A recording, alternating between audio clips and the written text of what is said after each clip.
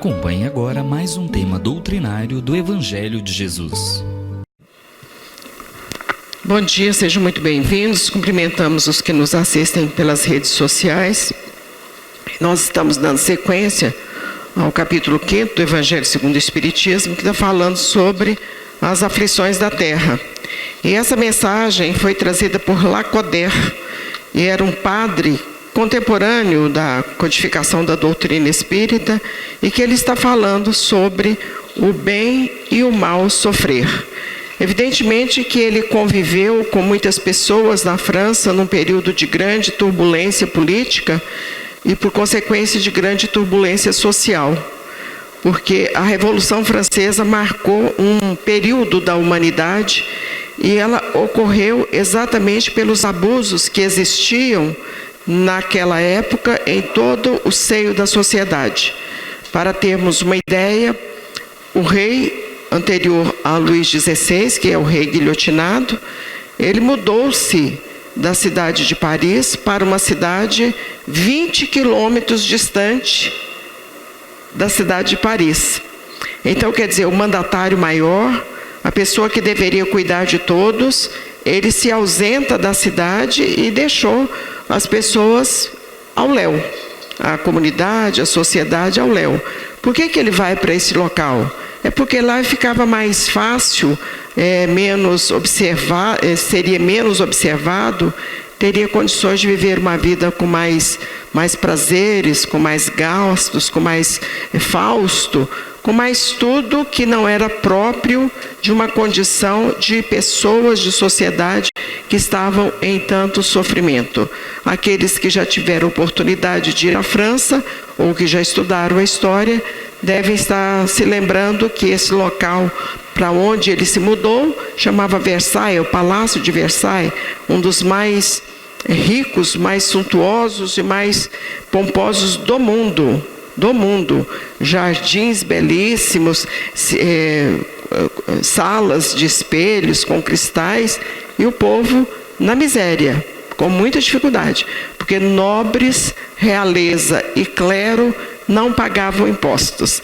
Quem pagava imposto para manter toda essas pessoas, essas comunidades de clero, nobreza e realeza, era o povo. Então ele, Lacordaire, conviveu muito bem com essas aflições e com essas dificuldades. Daí ele vem trazendo a orientação, o Evangelho segundo o Espiritismo, bem-aventurados os aflitos, lembrando que o Evangelho segundo o Espiritismo é um dos livros da codificação da doutrina espírita, que são 5 os livros da codificação: o livro dos Espíritos, o livro dos Médiuns, o Evangelho, a Gênese, Céu e Inferno, além das revistas de Paris. E é a parte moral da doutrina espírita, porque nós sabemos que a doutrina espírita é dividida em 3 aspectos: é ciência, é filosofia e é religião. E aqui nós estamos falando da parte moral, a parte da religião. E como é que a gente sofre bem e como é que a gente sofre mal? Dizem que os espíritos gostam de sofrer, e nós repetimos mais uma vez: nós não gostamos de sofrer, nós sofremos com gosto. É diferente, porque todas as vezes, Mário está achando graça aí, todas as vezes que nós somos defrontados com alguma dificuldade, a gente nós lembramos do que a gente fez em vidas anteriores.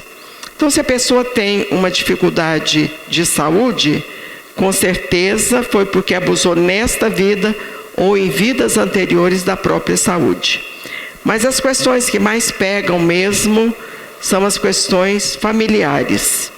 E aí a gente tem a certeza que nós estamos reencarnados com as famílias que nos são próprias. Fizemos atos equivocados em outras vidas, e aí a gente combina no plano espiritual, a gente vai voltar junto, vai ser família, vamos ter essas dificuldades. Então está tudo combinado no plano no espiritual. Daí a importância de entendermos a reencarnação. A reencarnação é lei. Queiramos ou não, ela é lei. E a lei tem que ser cumprida por todos.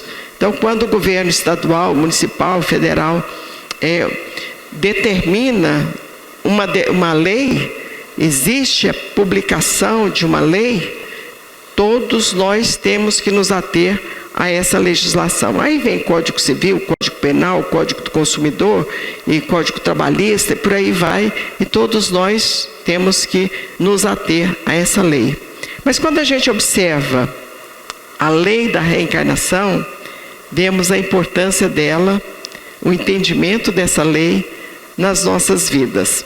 Semana passada nós passamos um filme lá no Mensageiros, muito curto, de uma senhora que chegou para o Chico trazendo uma criança bastante enferma. A criança era deficiente mental, por consequência não enxergava, não ouvia, não falava, tinha nascido sem os braços, mutilada dos braços, e a mãe leva a criança no braço e diz ao Chico: Chico, olha a situação dessa criança, e agora deu um problema nas pernas, e os médicos já disseram que para salvar a vida da criança terão que amputar as pernas, cortar as pernas. E muitos certamente imaginaram assim: o Chico vai fazer uma reza aqui agora e essa criança vai ficar boa. A proposta da doutrina espírita é consolar os nossos corações, é consolar as nossas consciências, é despertar as nossas consciências. Esta é a proposta da doutrina espírita. Ela é muito mais abrangente, muito maior do que a gente possa imaginar. E temos sempre repetido isso. Em todos os lugares que temos ido, nós temos falado. A proposta da doutrina espírita é para as nossas consciências, é para o nosso espírito. Porque todas as demais situações da Terra, elas poderão ser resolvidas na Terra. Por exemplo, quando nós começamos na doutrina, há 50 anos, nós tínhamos um trabalho de sopa lá no Mensageiros da Luz. Essa sopa era diária. E já passamos alguns filmes aqui, já fizemos algumas projeções que tinha assim 200 crianças tomando sopa. Essa sopa era servida naquelas latinhas de leite moça, naquelas latinhas de marmelada, não tinha mesa, as crianças sentavam ao chão e também não tinha muro, era cerca de arame. Os mais antigos devem se lembrar disso. Então foi assim que nós iniciamos o trabalho da sopa. Também não tinha cozinha, era no tempo que a gente fazia. E foi uma coisa muito, muito saudável. Uma coisa que nos deixa muita lembrança boa, muita saudade mesmo desse período todo que ficamos lá nessas condições. E sempre falamos que hoje seria impossível fazer esse tipo de trabalho, porque muito apropriadamente a vigilância sanitária não permitiria. O bombeiro não permitiria que a gente agregasse 200 crianças num lugar que tinha uma cerca de arame. É somente a pouca idade, o pouco conhecimento doutrinário e a proteção dos espíritos é que nos levaram a realizar um trabalho nessa situação. E eu posso dizer que nenhuma criança jamais foi machucada, queimada, cortada, nunca aconteceu nada absolutamente. E por lá nós ficamos muitos e muitos anos fazendo essa sopa com evangelização diária. Porque havia necessidade, nessa época, de fazer esse trabalho. Ali onde hoje é o Correio, lá era uma invasão. Chamava-se a invasão do Campeão. Alguém lembra da invasão do Campeão aí? Leonídio, se estiver aí, lembra. Era a invasão do Campeão. Então a gente foi para lá, para a Vila Brasília, para atender a invasão do Campeão. E onde tem aquele posto de gasolina com muitas lojas, muito bonito, muito confortável, ali também era um sobrado velho, sem porta, sem janela, e que também moravam muitas famílias. E nós também atendíamos essas famílias, não somente com a sopa, mas também com a cesta básica, com os cobertores, com os agasalhos e, claro, a doutrina espírita. Hoje lá é um lugar bastante desenvolvido, graças a Deus, e não precisa mais de trabalho de sopa. Portanto, lá não tem trabalho de sopa. Nós temos aqui, não que as pessoas que estão aqui necessitem da sopa. Qualquer pessoa que está aqui tem condição, graças a Deus, de ir para casa, tomar sopa, tomar café, sobremesa, pudim de leite moça, sorvete ou qualquer outra coisa. A sopa é importantíssima para quem faz a sopa. A pessoa que faz a sopa é importante para ela, porque ela se serena, ela se equilibra, ela se resguarda de dificuldades. E como a sopa está pronta, a gente não vai jogar uma sopa tão gostosa fora, a gente distribui a sopa não aqui, não somente aqui, mas também lá no Alvorada Nova. Então as coisas lá também não precisam de sopa, a Alvorada também não precisa, mas já que a sopa está pronta, a gente leva a sopa para lá. Então as coisas vão evoluindo, vão crescendo, mas existem as dores morais, e essas assolam a humanidade. Há pouco nós fazíamos uma outra reunião com a turma de saúde, a área de saúde, e nós dizíamos exatamente isso. Todas as situações da Terra, nós vamos achar uma solução para ela na Terra. Por exemplo, a pessoa que precisa de um remédio, nós temos aqui vários, alopático, fitoterápico, nós temos vários. Mas se nós não tivéssemos, eu tenho certeza que todos que estiverem aqui com dor de cabeça, eles vão resolver a questão da dor de cabeça. Eles vão tomar um analgésico, vão fazer um chazinho de horta, eles vão resolver o problema da dor de cabeça deles, independente da questão aqui da nossa casa. De igual maneira, aquele que tem uma pendência jurídica, e pendência jurídica é uma coisa complicada, porque não depende, nós já estamos defendendo os advogados, não depende de advogado, depende das tramitações processuais. E quando a gente chega na secretaria de uma vara, a gente fica imaginando, coitado desses eventuários, coitado desses juízes, a quantidade de processos que existem lá. Tanto que muitas vezes a gente fala assim, ó, se puder resolver, que somos da área, a gente fala assim, se puder resolver sem conflito, vamos fazer um acordo aqui só nós mesmos e está solucionada a questão, porque a gente sabe que é bastante demorado. Mas temos os nossos advogados e eles trabalham com muito afinco, com muita dedicação. Mas se não tivesse, se eles não estivessem aqui, todos que têm algum litígio, eles iam resolver. Lá com a assistência judiciária do fórum, eles iam lá na faculdade de Direito, nas últimas turmas, que tem aquelas salas modelos, eles iam resolver o problema deles. Agora, as questões do espírito, quem resolve é o Evangelho de Jesus. E o Evangelho de Jesus é o que a gente está batendo em cima dele, primeiramente para a gente aprender. E depois para ver se transmitimos às demais pessoas. Porque quando o Evangelho de Jesus tiver sido inoculado, colocado na mente e nos corações das pessoas, os nossos sofrimentos, as nossas dificuldades, as nossas aflições terão desaparecido. Não vai ter ninguém com depressão, poderão ter com problemas mentais, mas é outra história. Mas aquela angústia, aquela tristeza, aquele sofrimento da vida, nós não teremos mais. Muitas enfermidades, que são enfermidades espirituais, nós também não as teremos mais.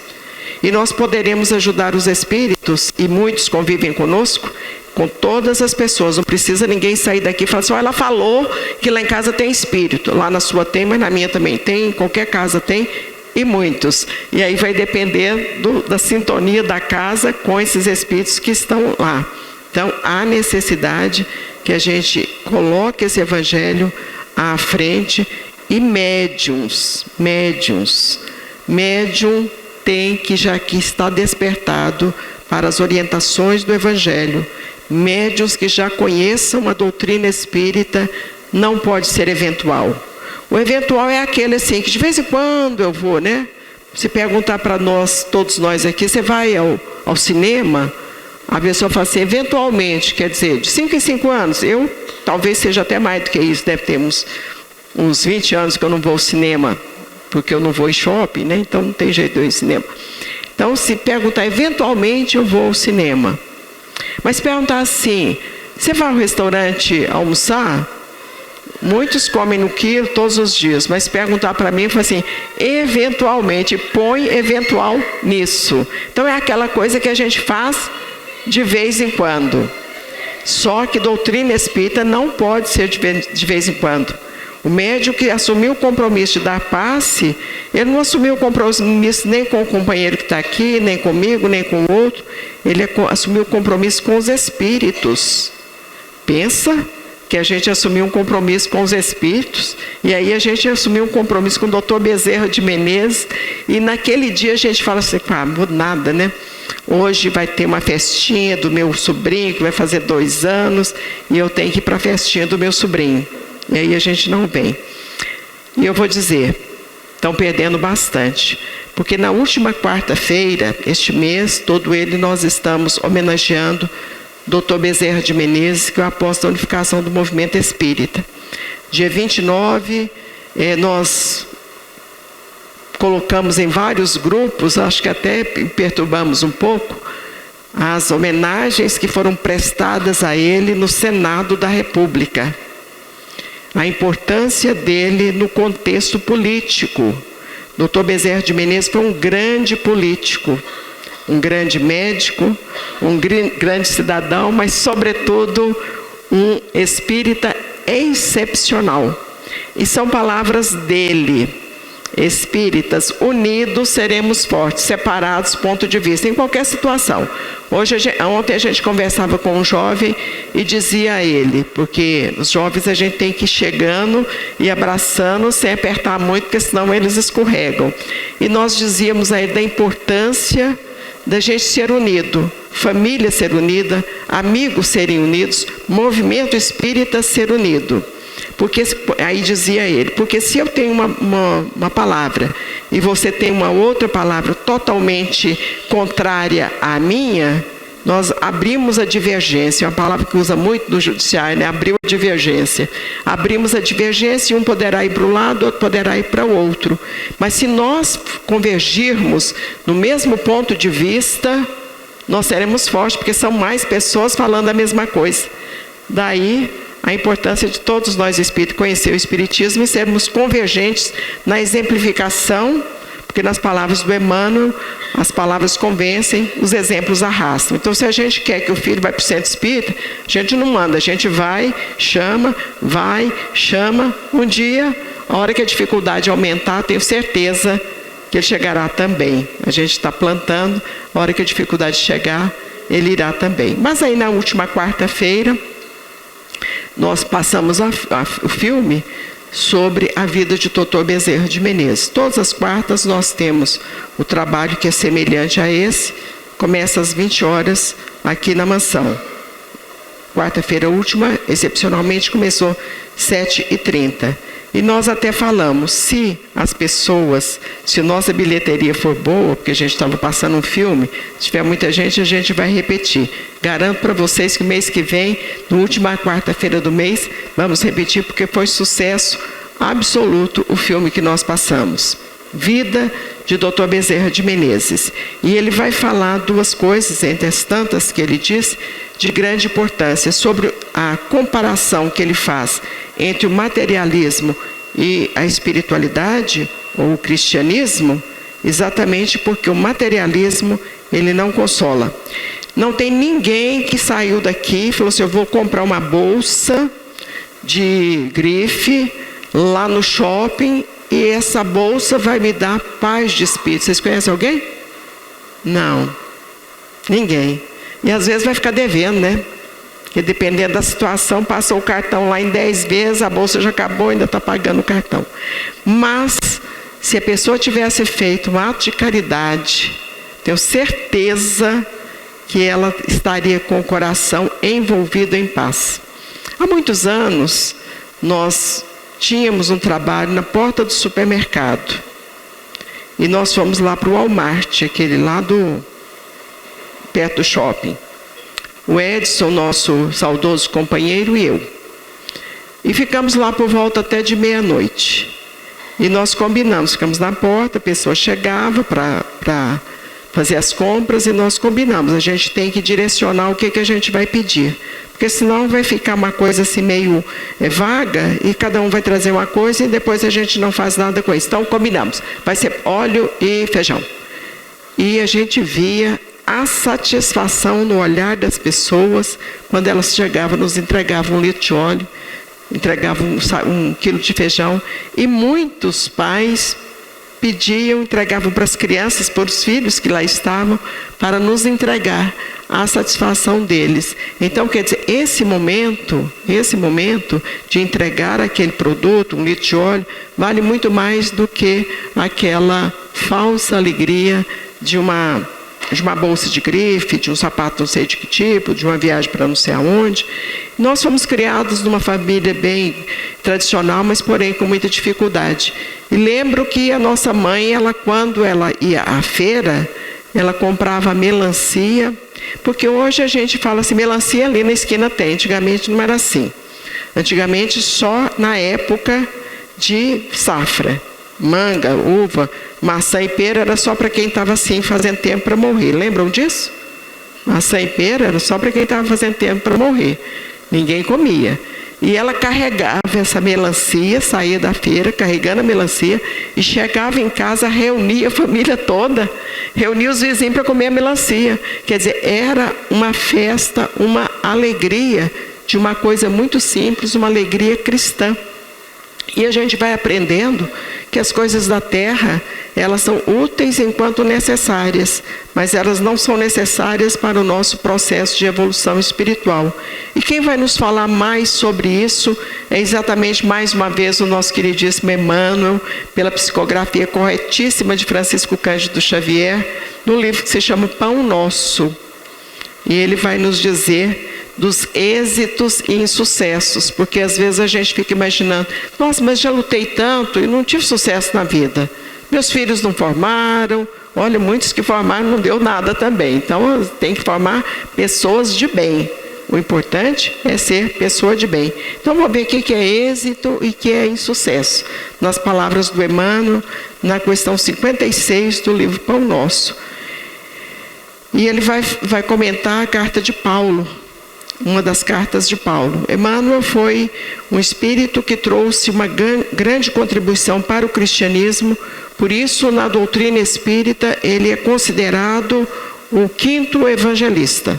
Lembrando que os evangelistas são Marcos, Mateus, Lucas e João, e nós pedimos a permissão, à luz da doutrina espírita, para apresentar o 5º evangelista, Emmanuel.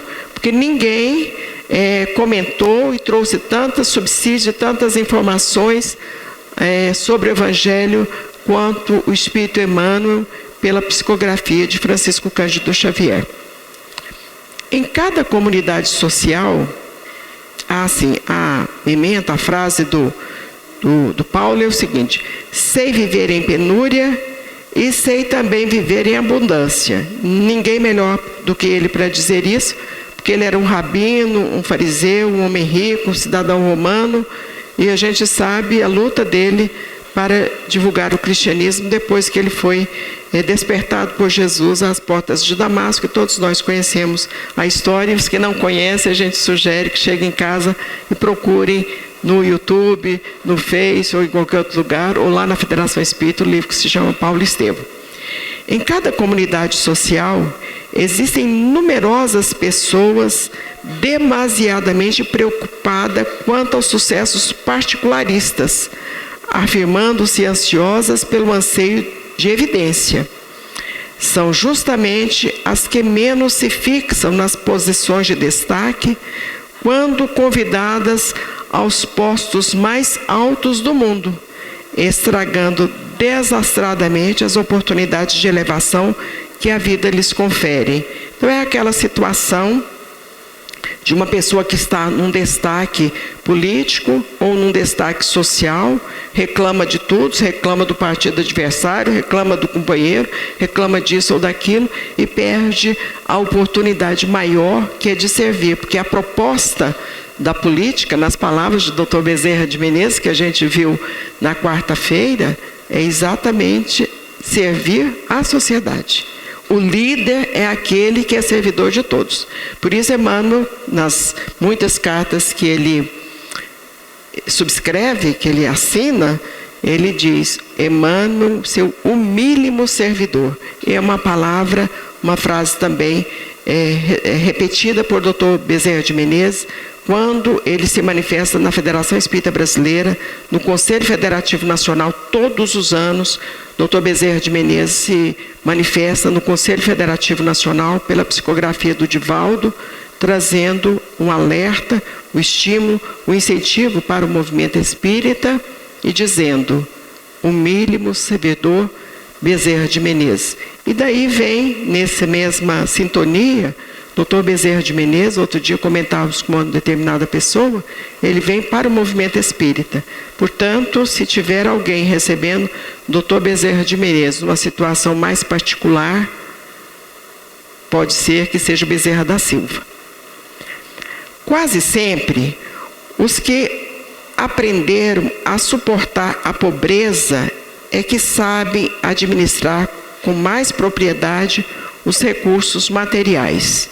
É o pai que ensina o filho a poupar, é o pai que ensina o filho a ser mais econômico, então a ter cuidado com tudo, com as menores coisas, com as grandes coisas. Então, e hoje a gente vê que isso está muito desleixado. Os pais querem dar muito para os filhos e isso aí não constrói. Por essa razão, um tesouro amontoado para quem não o trabalhou em sua posse é muitas vezes causa de crime, separatismo e perturbação. Aí o pai deixa uma fortuna enorme e aí haja advogado e haja briga por conta de patrimônio. Porque você fez isso, o meu pai deu isso para você, não deu para mim. Advogados que estão aí sabem a luta ferrenha que é com relação à partilha de bens e herança. Inimigos para sempre, pelo menos nessa encarnação. Pais trabalhadores e honestos formarão nos filhos a mentalidade do esforço próprio e da cooperação afetiva, ao passo que os progenitores egoístas e descuidados favorecerão nos descendentes a inutilidade e a preguiça. A gente vai saindo para trabalhar e vai chamando os meninos. Vamos chamando. O exemplo vai ficando. Vamos chamando para ir para o centro. A hora que a coisa complicar, eu falo, nossa, mas parece que tinha um centro espírita não sei aonde, e que minha avó, minha mãe, minha madrinha aí, é para lá que eu vou. A gente já conhece muitas histórias assim. De vez em quando a gente atende alguns chamados de telefone, WhatsApp, de pessoas que têm que identificar: eu sou a fulana, filha do fulano, que era filho de não sei quem, e eu estou precisando de ajuda. Não precisa de identificar, eu sempre digo, não precisa de identificar tanto, porque a gente sabe as pessoas que são próximas a nós. Paulo de Tarso, na lição à Igreja de Filipos, refere-se ao imperioso imperativo do caminho, no que se reporta ao equilíbrio. Equilíbrio, gente. Doutrina espírita é uma doutrina de equilíbrio. Porque quando ela nos orienta sobre a disciplina, sobre a vigilância, ela está querendo nos dizer o quê? Sejam disciplinados no comer, no vestir, no estudar, no passear, no divertir. Tudo a gente pode fazer. Nós não vamos ver em nenhum momento a doutrina espírita dizer é proibido. A doutrina espírita não diz. Ela vai nos dizer que se nós fizermos determinados atos, nós teremos as consequências dele. Por exemplo, a pessoa hoje quase não fuma mais e ela não vai dizer que é proibido. Mas ela vai dizer, se você fumar, você correrá o risco de ter determinadas enfermidades. Os médicos também já dizem isso. Se você ficar nervoso, irritado, raivoso, você vai complicar as suas condições físicas, mas também as suas condições perispirituais ou espirituais. O êxito e o sucesso são duas taças, êxito e sucesso, guardando elementos diversos. Êxito e sucesso são duas taças guardando elementos diversos. Contudo, olha o contudo aí, se adaptam à mesma finalidade sublime. A ignorância humana, entretanto, encontra no primeiro, no êxito, na taça do êxito, o licor da embriaguez.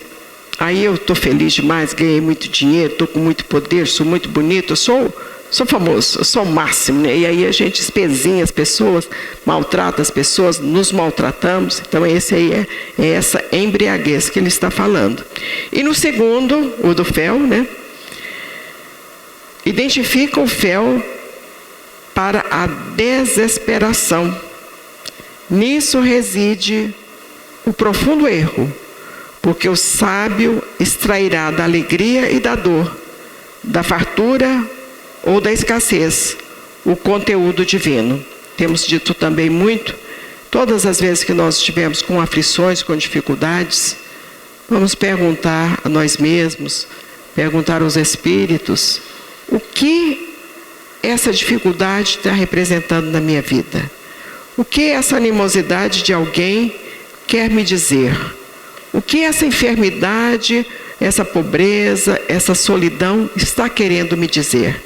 A gente tem certeza que essa dificuldade está querendo te dizer o seguinte: você é filho de Deus, herdeiro da criação. Por maiores que sejam as aflições, as dificuldades, são todas elas transitórias, porque nós fomos criados para a luz, filhos de Deus criados para a luz. Então tudo passa, o ruim passa, o bom passa também, mas o amor de Deus permanece nas nossas vidas. Que Jesus nos abençoe, nos conceda muita paz.